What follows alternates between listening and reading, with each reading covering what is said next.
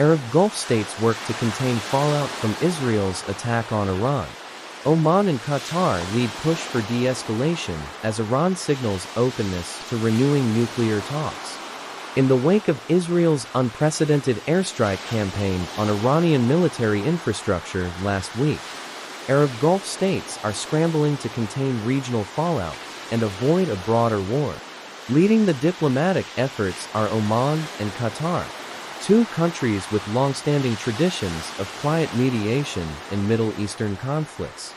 The two nations have reportedly launched urgent backchannel communications between Tehran, Tel Aviv, and Western capitals aimed at initiating a ceasefire and steering both sides away from further escalation. According to Gulf and European diplomatic sources, Oman has conveyed messages between the Iranian leadership and Israel via indirect channels, while Qatar has hosted preliminary talks with U.S. and European envoys to explore a pathway for de-escalation. The coordinated efforts reflect growing concern among Gulf states that continued tit-for-tat attacks could spiral into open regional conflict, threatening vital energy exports, maritime security, and economic stability. Iran signals openness to diplomacy.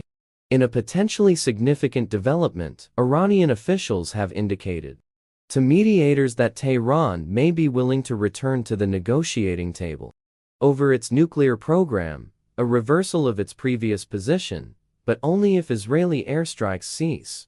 Two Gulf sources familiar with the ongoing diplomatic overtures told The National that Iran's Supreme National Security Council has authorized limited diplomatic engagement through Oman and Qatar, provided Israel halts its military operations. Iran's message is clear: stop the attacks and diplomacy can resume, said a senior Gulf diplomat involved in the discussions. They're not asking for sanctions relief yet, just a ceasefire and room to talk.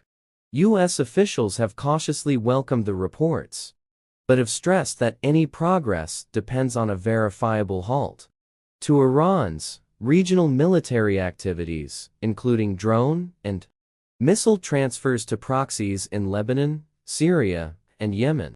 The Biden administration, facing a complex re-election landscape, has quietly supported the Gulf-led initiative while urging Israel to consult with Washington before launching further strikes. Gulf Balancing Act. The latest crisis has placed Gulf Cooperation Council (GCC) members in a delicate position.